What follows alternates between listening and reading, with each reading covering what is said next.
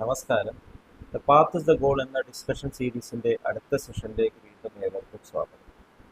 നമുക്ക് ആദ്യം മെഡിറ്റേഷൻ ചെയ്യാം.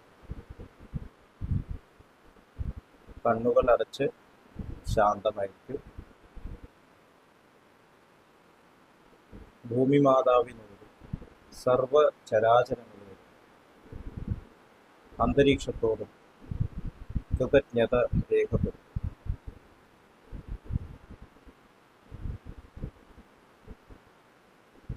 ഭൂമി മാതാവിൽ നിന്നുമുള്ള ഹീലിംഗ് എനർജി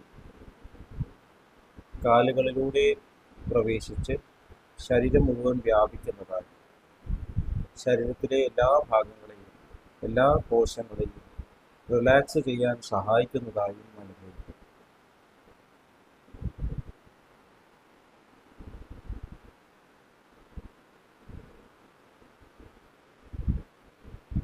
ഇപ്പോൾ ശരീരം പൂർണ്ണമായും റിലാക്സ്ഡ് ആയി.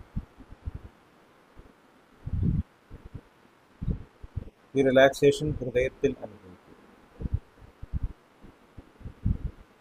ശ്വാസം ദീർഘമായി ഉള്ളിലേക്ക് എടുത്തു ഹൃദയത്തിൽ സ്നേഹം നിറയുന്നതായി അനുഭവിക്കും. ശ്വാസം പുറത്തേക്ക് വിടുമ്പോൾ സ്നേഹം പ്രപഞ്ചം മുഴുവൻ വ്യാപിക്കുന്നതായും അനുഭവിക്കും.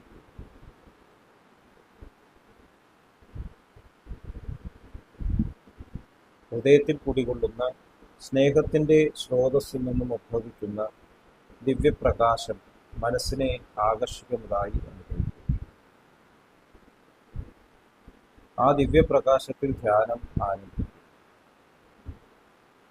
മനസ്സിൽ ചിന്തകൾ വരുന്നുണ്ടെങ്കിൽ മൃദുവായി അവയെ അവഗണിക്കുക.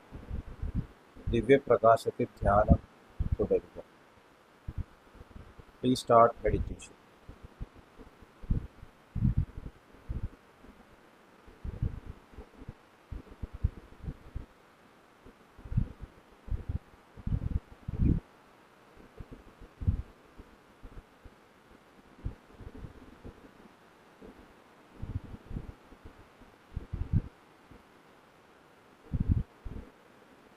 ഓക്കെ, ആ കണ്ടീഷൻ ഹൃദയത്തിൽ നിലനിർത്തി പതുക്കെ കണ്ണുകൾ തുറക്കൂ.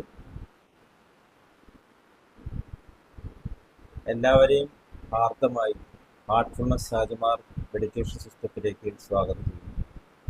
ഈ സിസ്റ്റത്തിൽ എങ്ങനെ ജോയിൻ ചെയ്യാം എന്നതിൻ്റെ ഡീറ്റെയിൽസ് ഡിസ്ക്രിപ്ഷൻ ബോക്സിൽ കൊടുത്തിട്ടുണ്ട്. നമ്മൾ എഡ്യൂക്കേഷൻ എന്നുള്ള ഈ ഡിസ്കഷനിൽ പരാവിദ്യ, അതായത് സബ്ജക്റ്റീവ് തലത്തിലുള്ള എഡ്യൂക്കേഷൻ, അതേക്കുറിച്ചാണ് ഡിസ്കസ് ചെയ്തത്. ആധ്യാത്മികത, അപ്പം അതിൽ ഷഡ് സമ്പത്തികളിൽ നമ്മൾ ദമം എന്നുള്ള ഒരു കാര്യത്തെക്കുറിച്ചാണ് ഡിസ്കസ് ചെയ്തത്. അപ്പോൾ വിവേകം, വൈരാഗ്യം കഴിഞ്ഞിട്ട് മൂന്നാമത്തേതാണ് ഷഡ് സമ്പത്തികൾ. സാധന ചതുഷ്ടയത്തിൽ മൂന്നാമത്താണ് ഷഡ് സമ്പത്തികൾ. അതിൽ രണ്ടാമത്താണ് ദമം. ദമം എന്ന് പറഞ്ഞാൽ ഇന്ദ്രിയങ്ങളെ റെഗുലേറ്റ് ചെയ്യുക. അപ്പോൾ ഇത് ഫോഴ്സ്ഫുള്ളായിട്ട് നമ്മൾ ചെയ്താൽ അത് ഫലിക്കില്ല എന്നുള്ള കാര്യം നമ്മൾ ഡിസ്കസ് ചെയ്തു. ഭഗവാൻ ഭഗവത്ഗീതയിൽ പറയുന്നുണ്ട്, ഇന്ദ്രിയങ്ങളെ റെഗുലേറ്റ് ചെയ്തിട്ട് മനസ്സിൽ നമ്മൾ വീണ്ടും പഴയ പോലുള്ള ചിന്തകൾ കൊണ്ട് നടക്കുകയാണെങ്കിൽ അവിടെ ഒരു റെഗുലേഷൻ സംഭവിച്ചില്ല. കാരണം ഇന്ദ്രിയങ്ങൾക്ക് ആക്ടിവേഷനുള്ള ശക്തി നൽകുന്നത് മനസ്സാണ്. ജീസസ് ക്രൈസ്റ്റ് പറഞ്ഞിട്ടുണ്ട്, നമ്മളൊരു പാപം ചെയ്യണമെന്നില്ല, ചിന്തിച്ചാൽ മതി പാപമായി കഴിഞ്ഞു. തോട്ട് ഇസ് ആൻ ആക്ഷൻ എന്നാണ് ബാബുജി മഹാരാജ് പറഞ്ഞത്. അപ്പോൾ ചിന്തയുടെ തലത്തിൽ കൂടെ കറക്ഷൻ ഉണ്ട്. മനസാ വാച കർമ്മണ എന്നാണ് നമ്മൾ പറയുന്നത്. അപ്പോൾ ആദ്യം മനസ്സിലാണ് അത്. മനസ്സിൽ എങ്ങനെയാണ് ഉദിക്കുന്നതിനെ കുറിച്ച് നമ്മൾ വിശദമായി ഡിസ്കസ് ചെയ്യും. നമ്മുടെ ഉള്ളിലുള്ള പേഴ്സണാലിറ്റീസ്, നമ്മൾ സംസ്കാരങ്ങൾ, പണ്ടത്തെ പലതരത്തിലുള്ള അറ്റാച്ച്മെൻറ്റ്സ് ഒന്നും ഉണ്ടാക്കിയില്ല. അതിൽ നിന്നും നമുക്ക് കുറേ പേഴ്സണാലിറ്റീസ് ഉണ്ട്. അപ്പോൾ ഈ പേഴ്സണാലിറ്റീസ് ഓരോ സമയത്ത് എക്സ്പ്രസ് ചെയ്യണം.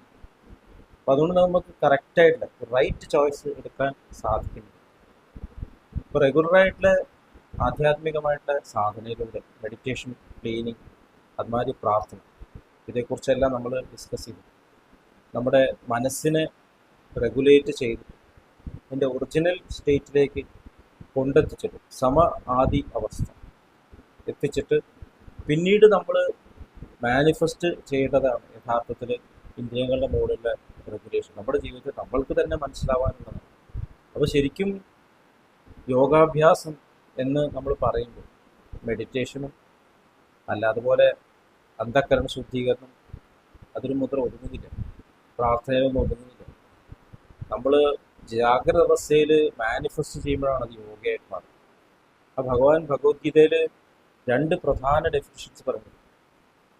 സമത്വം യോഗ ഉച്ചതി, ആദ്യത്തെ മെന്റലി ഇക്വിലിബ്രിയം ഉണ്ടാവും, സന്തുലിതാവസ്ഥ, ഏതൊരു സ്റ്റേറ്റിലും ബാലൻസ്ഡ് ആയിട്ട് നിൽക്കാൻ പറ്റുന്ന അവസ്ഥ.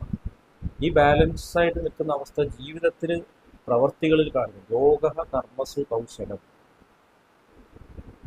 Skilful performance of action. ഏത് പ്രവൃത്തിയായാലും അത് സ്കിൽഫുള്ളായിട്ട് പെർഫോം ചെയ്യും. സ്കിൽഫുൾ എന്ന് പറയുമ്പോൾ എന്താണ്?